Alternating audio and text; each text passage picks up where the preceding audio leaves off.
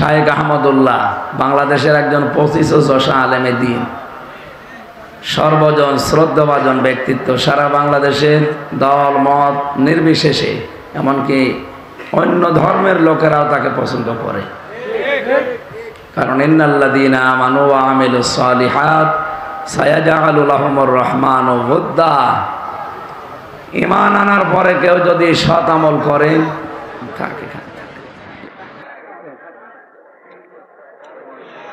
ঈমান আনার পরে কোনো মানুষ যদি ভালো ভালো কাজের আঞ্জাম দুনিয়ায় দিতে পারে, সত্যিই তার ঈমানের দাবি অনুযায়ী সৃষ্টি জগতের ভেতরে তার প্রতি একটা মহব্বত আল্লাহ তৈরি করে দেয়। এটা শায়েখ আহমদুল্লাহর প্রতি আমরা অবশ্যই তাকে ভালোবাসি কোরআনের জন্যে।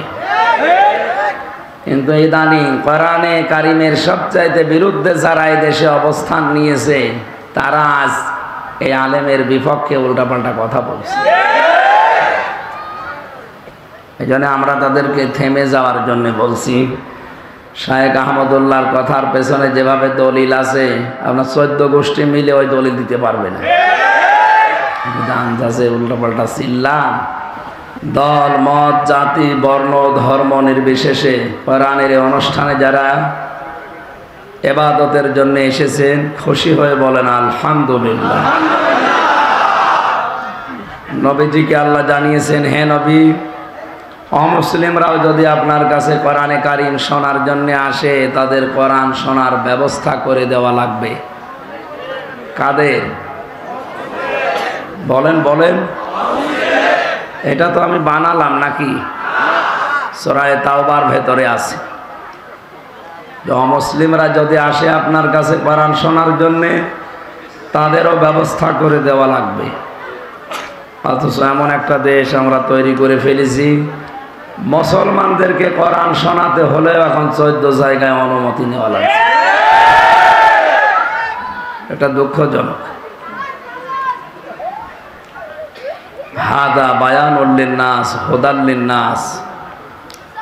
এ বর্ণনায় বয়ান শুধু মানুষের জন্য না, মানুষকে হেদায়েত দেওয়ার জন্য। আল্লাহ পাক বলেন, ও হুদান ওয়া রহমাতা ওয়া মাউইজাতান। এর ভেতরে পথ নির্দেশিকা আছে, মানুষকে গাইডলাইন দিতে পারে এরকম ক্ষমতা কোরআনের আছে। কথা বুঝতেছেন? এই জন্য যালিকাল কিতাবু লা রাইবা ফি। এই যে যালিকাল কিতাব, কিতাবের আগে আলিফ লাম দিয়েছেন। এখানে আরবি গ্রামার যারা বোঝে, আলিফ লাম 4 প্রকার হয়।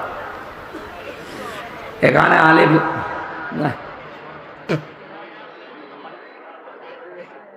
ঠিক আছে, লাগলে কিছু চেয়ে কোরআনে কারিমে আল্লাহ এই জায়গায় আলিফ লাম দেওয়ার কারণ আমি তাফসিরে পড়েছি। পৃথিবীতে একটাই মাত্র কিতাব আছে মানুষকে হেদায়েত দিতে পারে, তার নাম কোরআন শরীফ। মানিত্তাবাল হুদা বিগাইরিল কোরআন আদাল্লাহুল্লাহ। কোরআন বাদ দিয়ে পৃথিবীতে কোনো জায়গায় যদি কেউ হেদায়েত পাওয়ার জন্য যায়, আল্লাহ নিজে দায়িত্ব নিয়ে তাকে গোমরা বানিয়ে দেয়। এ কথাটা বিশ্বাস হয়তো আমাদের, আজকে শুধু বিশ্বাস না, কাজে পরিণত করা লাগবে। কোরআন যেখানে নেই, ওই দল যদি আমার বাবাও তৈরি করে, ও দলে আমি নেই। এটা এত জোরে বলার দরকার নেই, কারণ নারায়ণগঞ্জ তো সমস্যা। এইটা একটু আসতে বলে, আমরা এটা একটু জোরে বলতে পারি যে এই পীরের দরবারে কোরআন নেই, ওই দরবারে আমরা নেই। এটা আরো জোরে বলে, আগেরটা জোরে বললে তো আপনার সমস্যা। ওইটা যদি আপনি সত্যি এই সামিয়ানার নিচ থেকে বের করে মেনে নিতে পারেন যে কোরআন যেখানে নেই ওই রকম দলে আমি যাব না, এ দেশে কোরআন ছাড়া অন্য কোনো দল থাকার কথা? তাহলে আন্দাজে জোরে বললেন, একটু আস্তে বলতে পারলেন না। এই জন্য যে কথাগুলো দেখবেন আমাদের গায়ে লাগতে পারে, ওটা আস্তে বলবেন যেন অন্য কেউ না শোনে। আর যেটা বললে সমস্যা সেরকম নেই, কারণ যে দরবারে আজ কোরআন নেই, ওই দরবার থেকেই মানুষকে গোমরা করার কথা আসতেছে। শায়েখ আহমদুল্লাহ বাংলাদেশের একজন 25 আলেমে দ্বীন, সর্বজন শ্রদ্ধাভাজন ব্যক্তিত্ব, সারা বাংলাদেশের দল মত নির্বিশেষে এমনকি অন্য ধর্মের লোকেরাও তাকে পছন্দ করে। কারণ ইন্নাল্লাযীনা আমানু ওয়া আমিলুস সালিহাত সায়াজআলু লাহুমুর রহমানু ওয়ুদ্দা। ঈমান আনার পরে কেউ যদি সৎ আমল করে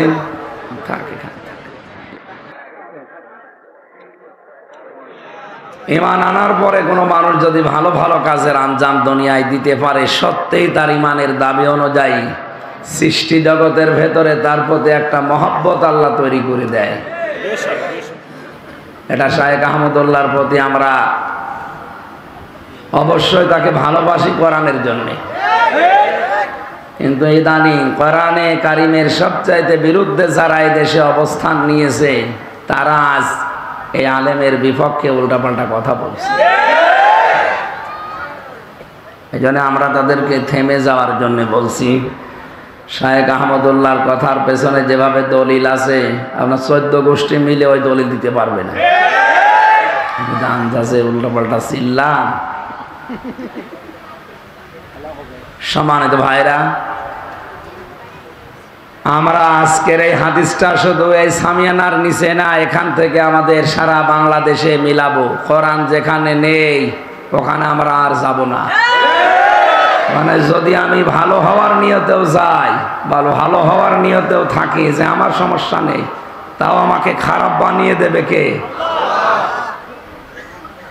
হেদায়েত দেওয়ার একচ্ছত্র মালিকানা আল্লাহ কোরআনকে দিয়েছে। এই জন্য জালিকাল কিতাবু, এই যে কিতাবের আগে আলিফ লাম, এটা আলেমরা বুঝবে, আপনারা সাধারণ মানুষ হয়তো ওইদিকে যাচ্ছেন না।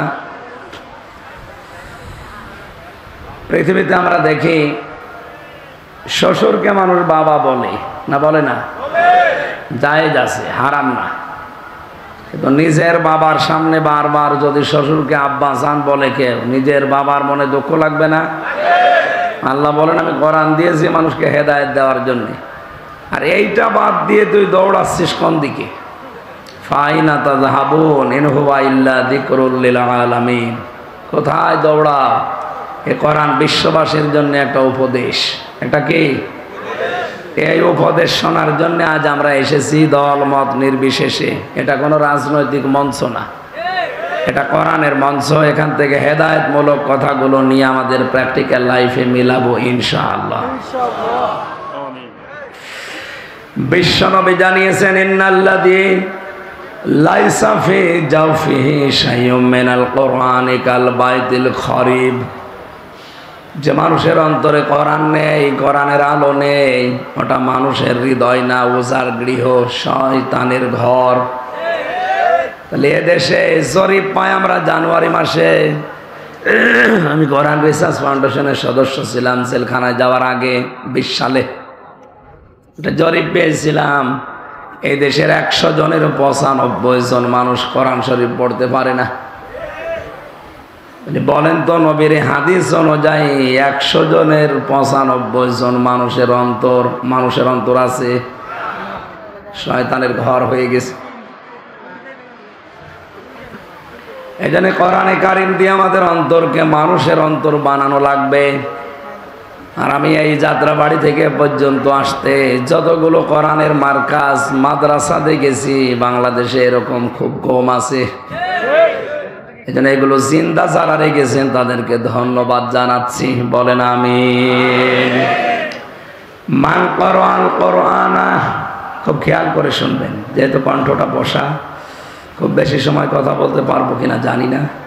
আজকের তেলাওয়াত কিন্তু আয়াত একটা, এখান থেকে বাস্তবের সাথে মিলিয়ে তাফসীর আকারে কিছু কথা বলবো ইনশাআল্লাহ।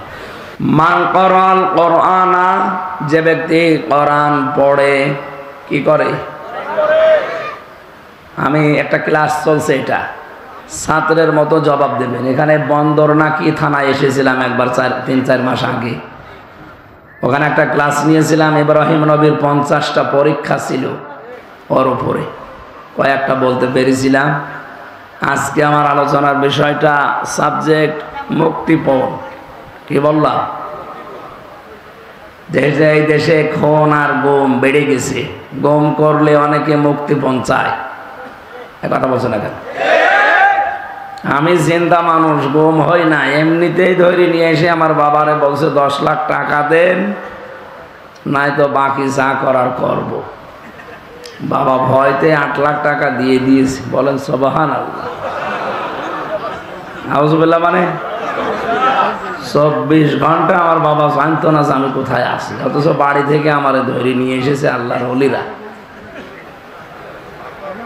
বলে 24 ঘন্টা পরে যদি বাবা 8 লাখ টাকা অলরেডি দিয়ে দেয়, বাকি আরো 224 গেলে ও বাড়ি ঘর বিক্রি করে দিত না? মুক্তিপণটা বড় কঠিন বিষয়। এটা আমরা সামনে কোরআনে আয়াতের সাথে এটা একেবারে জীবনের সাথে কিয়ামতের সাথে মিলাবো। আল্লাহ যেভাবে কঠিনভাবে দিয়েছেন, আমরা ওইভাবে কঠিনভাবে একটু ডেলিভারি দেব মাঝে মাঝে। ডোজ একটু কঠিন হলে মেনে নেওয়া যাবে না? ঠিক আছে, আল্লাহ যখন যে ফোর্সে বলে ওই ফোর্সটা দেওয়া লাগে। কিন্তু যেখানে এলাপতি লাগবে ওখানে হোমোপতি কিয়ামত পর্যন্ত দিলেও দেখা যাচ্ছে সারছে না। হাদিসের প্রথম শব্দ হচ্ছে যে ব্যক্তি কোরআন পড়ে। কোরআন পড়া বলতে আমরা কি বুঝি? আজকে আমি আসরের নামাজ পড়েছি আপনাদের এই তাহফিজুল কোরআন ইন্টারন্যাশনাল মাদ্রাসায়। এখান থেকে আসর মাগরিব প্রায় ইশার আগ পর্যন্ত ছিলাম। পুরাটা ঘুরে ঘুরে দেখলাম কোরআনে কারিম পড়ার ব্যাপারে এখানে যে বিষয়গুলো প্রিন্সিপাল সাহেবের সাথে দেখলাম। আল্লাহ তাআলা কোরআনে জানিয়েছেন, আল্লাযীনা আতাইনাহুমুল কিতাবা ইয়াতলুনাহু হাক্কা তিলাওয়াতি। যাদেরকে আমি কোরআন দিয়েছি তারা আমার এই কোরআন হক আদায় করে তেলাওয়াত করে। কি আদায় করে? তাফসিরে মনিরের ভেতরে এসেছে, কেউ যদি হক আদায় করে পড়তে চায় কোরআন, 4টা শর্ত তাকে মানা লাগবে। আমি ওখানে 2টা পেয়েছি। কয়টা বলেন? 1 নম্বরে ওয়ারাত্তিলিল কোরআন তারতিলা। কোরআন পড়লে তারতিলের সাথে স্পষ্টভাবে থেমে থেমে পড়ো। হ্যাঁ, ওখানে ওইটা আছে। শায়েখ কে ওনার নাম? নেসার আহমেদ। ভালো মানুষ লোকটা, ওনার আচরণ আমার ভালো লেগেছে। ওনার পড়ার স্টাইল যেটা শুদ্ধ, ওইভাবে পড়বেন। ইন্টারন্যাশনাল হাফেজগুলো উনি সারা বিশ্বে মুখ উজ্জ্বল করছে। বাংলাদেশের যারা তার অন্যতম এই মাদ্রাসাটা। তাই আমরা বলছিলাম ওখানে শুদ্ধ করে কোরআন পড়ানো হচ্ছে, তাসবিহের বিভিন্ন নিয়ম নীতি যেগুলো আছে এই অনুযায়ী। 2 নম্বর, এটা বুঝতে হবে। দেখলাম বোঝার জন্য বিভিন্ন সিস্টেম উনি চালু করেছে, হয়তো কাঙ্ক্ষিত মানের ভাবে না হলেও হচ্ছে, ডেভেলপ হবে আস্তে আস্তে। 3 নম্বরে কোরআনে কারিমের হক হচ্ছে কোরআন নিজে জীবনে আপনি প্র্যাকটিক্যাল লাইফে মিলাবেন। যখন যেটা পড়বেন ওইটা জীবনে মিলানো লাগবে। সূরা নাস আর ফালাকে 11টা আয়াত আছে। কয়টা? হযরতে ওমর, যিনি জান্নাতের গ্যারান্টি পেয়েছিলেন দুনিয়ায়, এই লোকটা সূরা নাস আর ফালাক জীবনে সেট করতে তার সময় লেগেছিল 11 বছর। আমারে আপনি পড়তে দেন, মাত্র 1-1.5 মিনিটে সূরা নাস ফালাক পড়ে আরো সময় বাকি থাকবে। আমার মনে হয় হযরত ওমর আমার মতো পড়তে পারতো না। হ্যাঁ, ওনার 11 বছর লেগেছে কেন? উনি যখনই পড়েছেন কুল আউযু বিরাব্বিন নাস, হে নবী আপনি বলেন আমি আশ্রয় চাই মানুষের রবের কাছে। কার কাছে? বলেন। রব কে? না না, রব আল্লাহ। কোন জায়গায় আছে রব মানে আল্লাহ? রবের 19টা অর্থ আছে। প্রধানত তার প্রথম অর্থ রব মানে লালন পালনকারী। চাওয়ার আগে যিনি আমাদের চাহিদা পূরণ করে লালন পালন করেন তার নাম রব। নেই থেকে শুরু করে আস্তে আস্তে পূর্ণতায় যিনি পৌঁছিয়ে দেন, আরবিতে তাকে বলে রব। তাকে কি বলে? আমি নেই ছিলাম, কি ছিলাম? আমার মনে হয় এখন আমার 33 বছর বয়স। 34 বছর আগে হামজা নামে আমার নাম এই দুনিয়ায় ছিল না? ছিল না। হালাতা আলাল ইনসানি হাইনুম মিনাদ দাহরি লাম ইয়াকুন শাইয়াম মাযকুরা। মানুষের জীবনে কি এমন সময় যায়নি যখন সে উল্লেখ করার মতো কিছু ছিল না? সে সময়টা আমার জীবনে 34 বছর আগে। কয় বছর? বাবার স্ফলিঙ্গ দিয়ে দ্রুত গতিতে 1 ফোঁটা নাপাক পানি বের হয়। বিজ্ঞান প্রমাণ করছে 1 ফোঁটার ভেতরে 40,000 হামজা বানানোর ক্ষমতা আল্লাহর থাকে।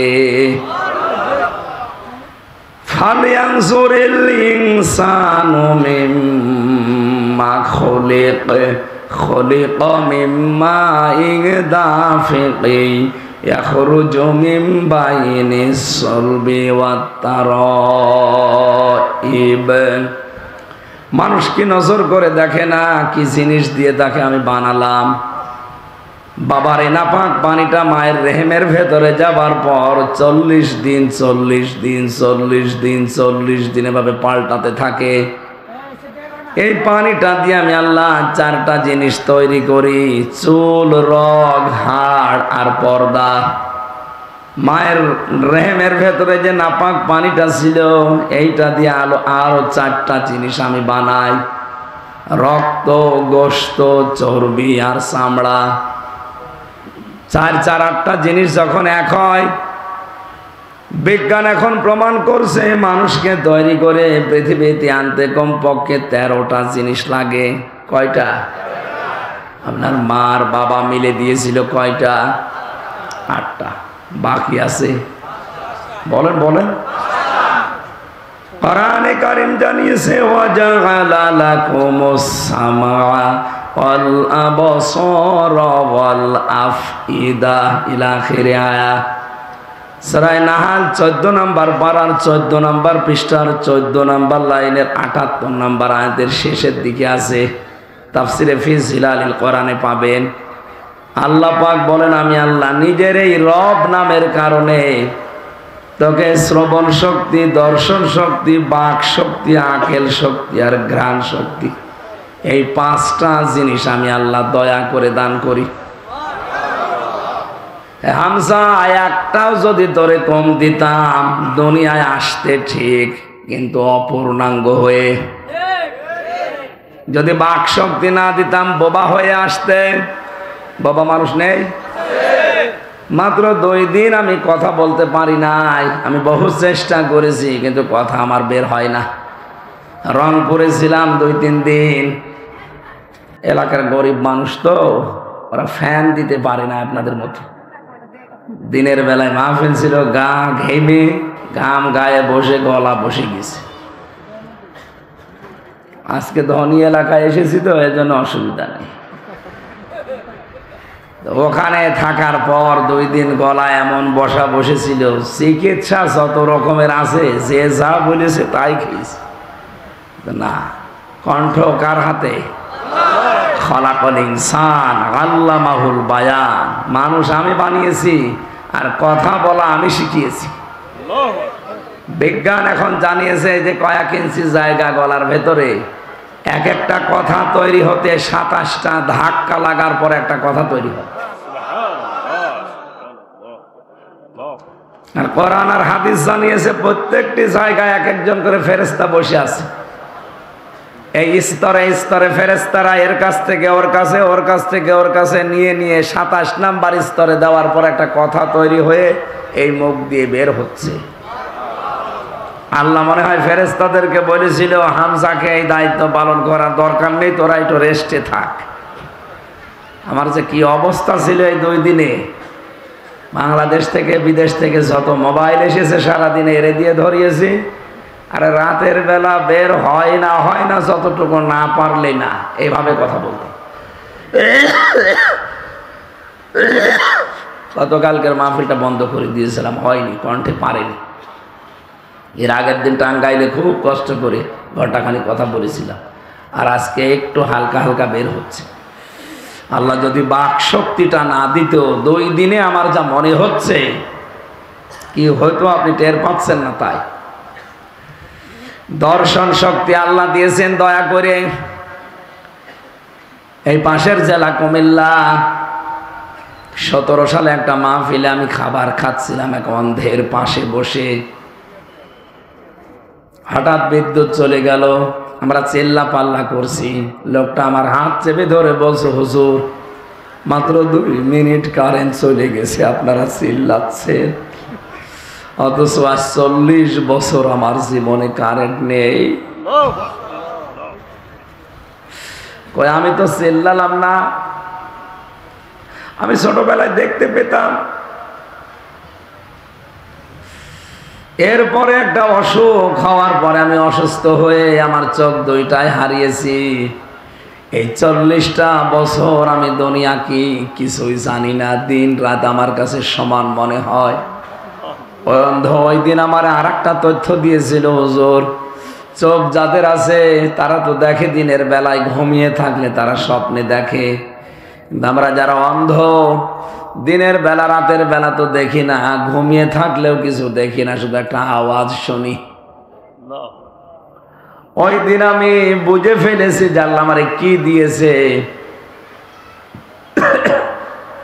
রমজানে আমি ওমরা হজে ছিলাম, একটা ভিডিও দেখাচ্ছিল, ওখানে মাত্র 11 বছর বয়সের একটা কোরআনের হাফেজ অন্ধ বিচারক জিজ্ঞাসা করছে, তুমি তো এতগুলো দেশের ভেতরে ফার্স্ট হয়েছো, এত সুন্দর তেলাওয়াত, কিন্তু তোমার চোখ নেই, তোমার আফসোস লাগে না? আল্লাহর প্রতি তোমার কোনো অভিযোগ নেই?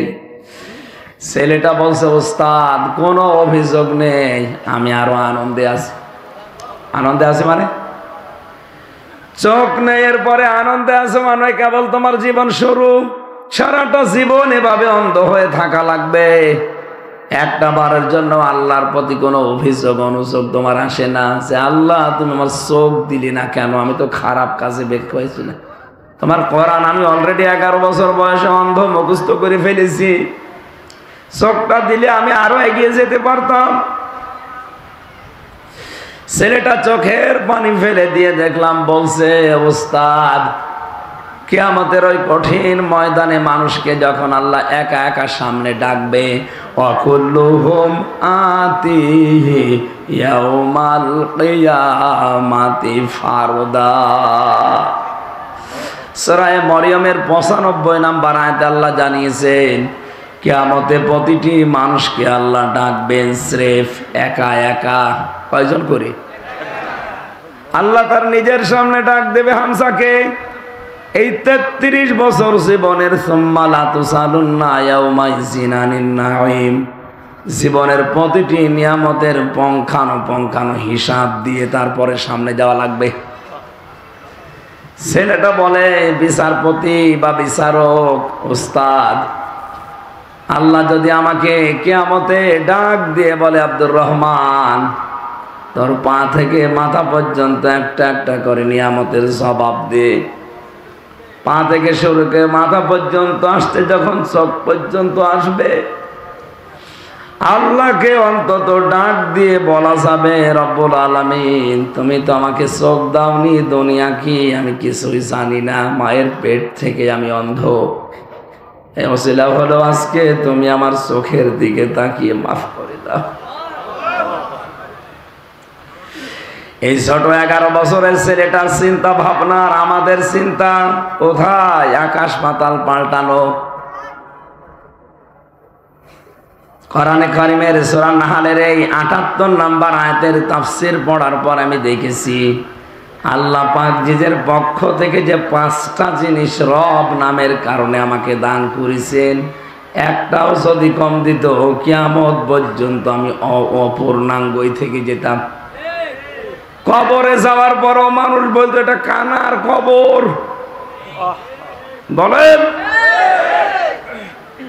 এটা ন্যাংড়ার কবর। কবরে গিয়েও শান্তি পেতেন না, মানুষ গালি দিয়ে ডাক দিত না, তো মানুষ চিনত না। যদি বলতো এটা হামসার কবর, কোন হামসা? ওই কানা হামসা, মানুষ চিনত।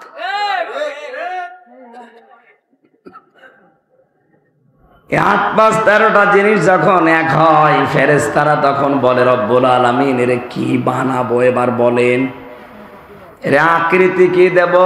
ওয়াল্লাযী ইউসাউবিরুকুম ফিল আরহামি কাইফা ইয়াশা, তিনি সে আল্লাহ যিনি মায়ের পেটের ভেতরে তোমাদের আকৃতি তৈরি করেন। এটা ছেলে বানাবে না মেয়ে বানাবে সিদ্ধান্ত দেয় হামজা কে? বলেন বলেন। সুতরাং ছেলে হোক মেয়ে হোক আপনারও হাত নেই, বড় হাত নেই, হাত কার? এই জন্য বড় পরে রাগ করা মানে মা। বলেন বলেন।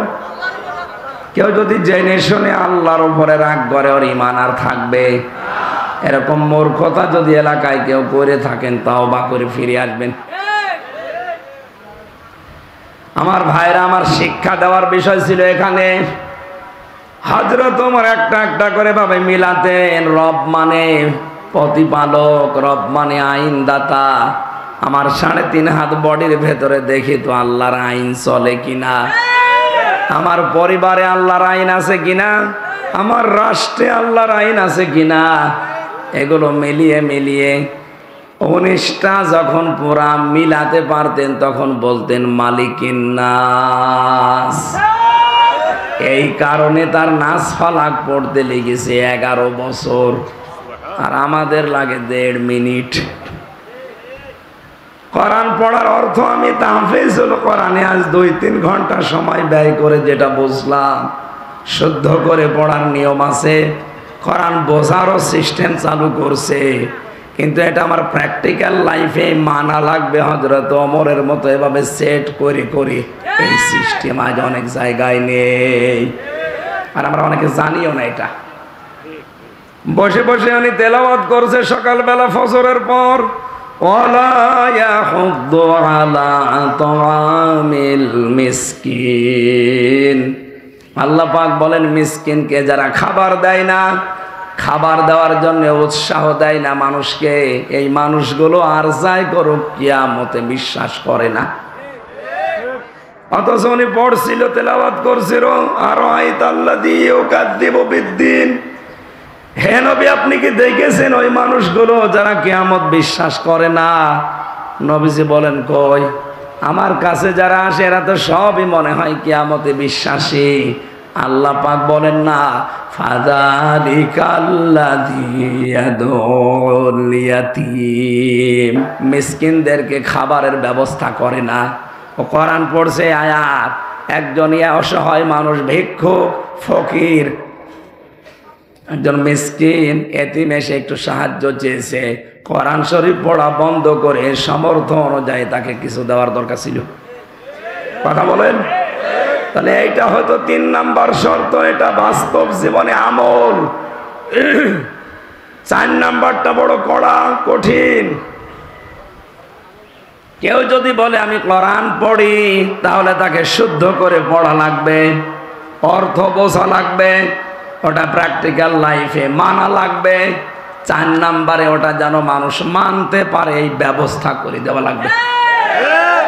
এদেশে ওই সিস্টেম আছে? ওইটাই তো চেয়েছিলাম, যে শুধু নিজে শুদ্ধ করে পড়বো না, শুধু নিজে বসবো না, নিজেই মেনে নেব না, আমি মানুষকে মানাতে চাই। এরকম একটা ব্যবস্থা, এরকম একটা পরিবেশ তৈরি করতে চাই। এই কারণে 3 বছর ছেলে আমি। কোন কারণে আপনি ছেলে আমারে রাখলেন বলেন? আমি কি আপনার মেয়ের দিকে তাকিয়েছিলাম? বলেন না। এই গল্প বন্ধ করেন না কেন? কোরআন পড়ার যে 4টা শর্ত বললাম, আমি সহ যারাই আছি, আল্লাহ আমাদেরকে আমাদের প্র্যাকটিক্যাল লাইফে এই 4টা শর্ত মেনে কোরআন হক আদায় করে পড়ার তৌফিক দিন। আমিন। দ্বিতীয় শব্দ কি? ফাস্তাজহারাহু, যে ব্যক্তি কোরআনকে ইজহার করে। ইজহার মানে না, এজহারের 99টা অর্থ আছে। এজহার মানে স্পষ্ট করা, এজহার মানে দাঁড় করানো, এজহার মানে বিজয়ী করা, এজহার মানে কায়েম করা, এজহার মানে প্রকাশ করা, এজহার মানে জানানো। তার মানে কোরআন যে পড়ে শব্দ আদায় করে, হক আদায় করে, আর কোরআনকে দাঁড় করানোর জন্য, বিজয়ী করার জন্য যারা দুনিয়ায় চেষ্টা চালাবে, এরকম মানুষ তো এখন দেশে বেশি নেই। আর এই কথা বললে অনেকে রাজনীতি মনে করে মন খারাপ করে।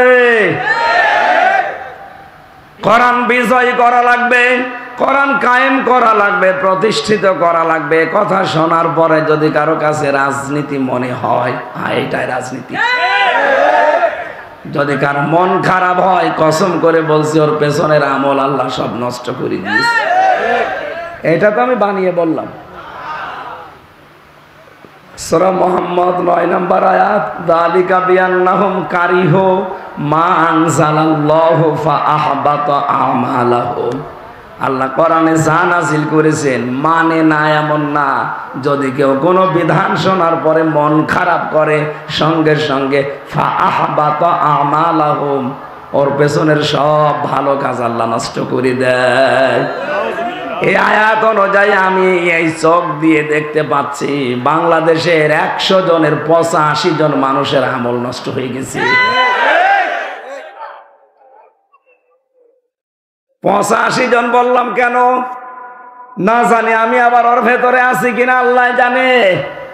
কোরআনের কথা মেনে নেওয়া স্বতঃস্ফূর্ত ভাবে তো দূরের কথা, কেউ যদি শুধু মন খারাপ করে এত মানা যায়, আপনার পেছনের সব কাজ আল্লাহ ধ্বংস করে দিয়েছে। এই হিসাবে বলেন তো এ দেশে এরকম মানুষ নেই কেন? কোরআন এজাহার করার জন্য বললেন বলেন। এর পরের যে 2টা শব্দ খুব গুরুত্বপূর্ণ।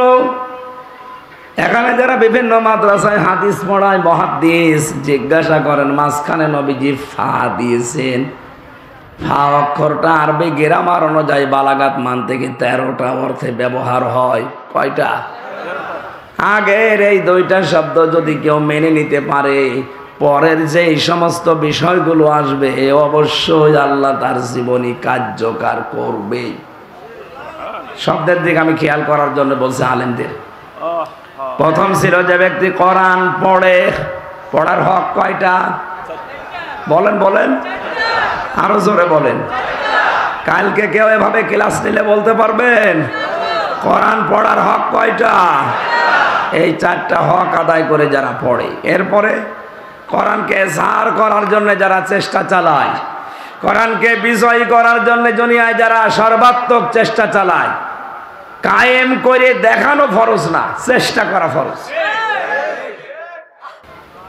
তাহলে ফাহাল্লা হালালাহু ওয়া হারামা হারামাহু, এর ভেতরে বর্ণিত হালালকে হালাল আর হারামকে হারাম জানার পরে ছেড়ে দেয়। কেন আল্লাহর নবী ফা দিয়ে আবার শুরু করলেন? কারণ কোরআন যদি বিজয়ী থাকে ওই সমাজে হালালকে হালাল জেনে মেনে নেওয়া সহজ হয়। কোরআন যদি বিজয়ী থাকে হারামকে হারাম জানার পরে ছেড়ে দেওয়া সহজ হয়। কোরআন যে দেশে বিজয়ী নেই, যে সমাজে বিজয়ী নেই, ওখানে হালালকে হালাল জানার পরও আপনি মানতে পারবেন না। এরকম জায়গা নেই, নাম ধরা লাগবে। হারামকে হারাম জানার পরও আপনি ছাড়তে পারবেন না। কি কথা বলেন না কেন? এই জন্যই নবীজি জানিয়েছেন কোরআন যারা পড়ে আর এজাহার করার জন্য চেষ্টা চালায়, তখন এর হালালকে হালাল হারামকে হারাম জানার পরেও ছেড়ে দিতে পারবে। কি হবে জানো? আদখালাহুল্লাহুল জান্নাহ, আল্লাহ নিজে দায়িত্ব নিয়ে তাকে জান্নাতে দেবে। না দিয়েছে না? আপনি আলেন না? এখানে কি সমস্যা আপনাদের? আমি কিন্তু পরে একটা ঘুরে জিজ্ঞাসা করব কি বললাম। এখানে নড়াচড়া একটু বেশি হচ্ছে, আপনি না শুনতে মনে চায় ঘুমিয়ে থাকেন। বলেন আদখালাহুল্লাহুল জান্নাহ, আল্লাহ তাকে জান্নাতে দেবে না দিয়েছে? আলেমকে বলছি, আল্লাহ জান্নাতে দিয়েছে না দেবে? দিয়েছে। ফাজেল পাস, ফাজেল মানে ফজিলত, তার মানে মাদ্রাসা লাইনে ডিগ্রি পাস করিস। কি বললো যে আল্লাহ তাকে জান্নাতে দিয়ে দিয়েছে। অথচ আমরা এখনো মরি নাই, না মরলে আল্লাহ জান্নাতে দিল কি করি? তার মানে এর ভেতরে অবশ্যই কিছু লুকিয়ে আছে, ওইটা বের করার জন্যই তো তাফসীর মাহফিলে আসা লাগে। কি আছে লুকিয়ে? নবীজি হাদিসের টিকায় আমি পড়েছি, আসলে কণ্ঠটা সাপোর্ট করছি না, গলা হয়ে গেছে সে রওশনের স্বাদের মতো, এইভাবে হয়। ওনাদের এলাকায় গিয়েছিলাম তো, ওই যে বসে গেছে, আর হচ্ছে না, শামীম ওসমানের মতো হওয়া লাগবে।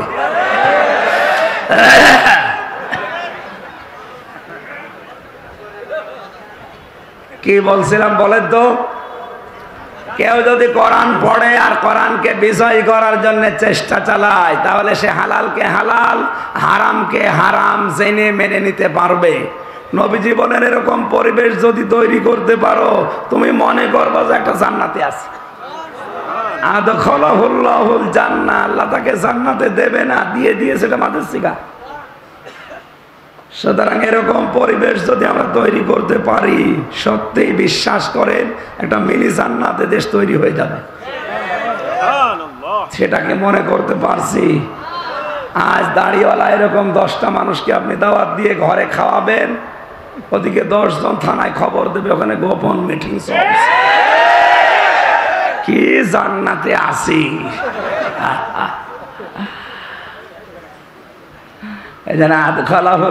জান্নাত মিলছে না। আরো বিভিন্ন কিরমান কাতিবিন বিভিন্ন জায়গায় বসে আছে, তো ওই জন্য আমি আর নিচে নামতে পারলাম না। আমি আজকে এমনি কোর্টে হাজিরা দিয়ে আসলাম। বিচারক যেভাবে তাকাচ্ছিল, না জানি আজকে আবার যদি আটকিয়ে দিত, তাফসির করা আকাশে জল খেত।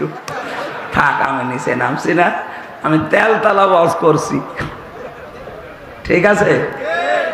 অবশ্যই ঠিক আছে, আপনি রাজি থাকলে আমার অসুবিধা নেই। সম্মানিত ভাইরা, হাদিসের ব্যাখ্যা, ওয়াসাফাহু ফি আশারাতিন মিন আহলি বাইতিহি কুল্লুহুম কদ ওয়াজাবাত লাহুন নার, শেষ পর্যন্ত আমার দরকার নেই। আমি যতটুকু বোঝানোর চেষ্টায় ছিলাম, আমি আশা করি এ পর্যন্ত বুঝে ফেলেছি। কোরআন আমাদের হক আদায় করে পড়া লাগবে আজকে থেকেই। যদি এ বয়সেও না পারেন, মরণের আগ পর্যন্ত টার্গেট নিন। আজরাইল না আসার পর্যন্ত আমি তালবে ইলম থাকবো। কারণ তালবে ইলম অবস্থায় যদি আলিফ বা তাসা পড়তে পড়তেও মারা যান, আপনার কবরে আর কোনো হিসাব নেই, বিনা হিসাবে জান্নাত পেয়ে যাবেন। এই সুযোগটা কাজে লাগানো যাবে না? যে জরিপ পাওয়া যায় 100 জনের 95 জন আমরা পড়তে পারি না, এই জরিপ আমরা আগামী বছর উল্টিয়ে ফেলবো ইনশাআল্লাহ। ওরা উল্টিয়ে 100 জনের 100 জনই আমরা জেনে জেনে কোরআন পড়তে পারি। তা আনাকুম জানাকুম না, হক আদায় করে এই 4টা শর্ত মেনে বলেন। তাহলে যে যতটুকু পড়বে শুদ্ধ করে বুঝবে, নিজে আমল করবে আর মানুষের কাছে পৌঁছাবে, এই দেশে কোরআনে কারিম প্রচারে আর কেউ বাধা দেওয়ার সাহস করবে না। কারণ আমরা 96 ভাগ, বাধা দেবে কে? 2 নম্বরে, যে যেখানে আসি ওই জায়গা থেকে কোরআন যেন প্রকাশ হয়, প্রচার হয়, এজাহার হয়, দাঁড় হয়, কায়েম হয়, বিজয় হয়। চেষ্টা চালিয়ে যাব, বাকি ফল আল্লাহর হাতে। কারণ কোরআনের মালিক আমি না, এ জমিনের মালিকও আমি না।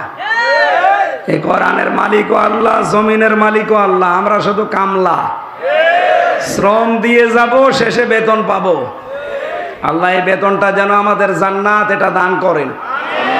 তাহলে মিনি জান্নাতে দুনিয়া থেকে আমরা দেখে যেতে পারবো ইনশাআল্লাহ।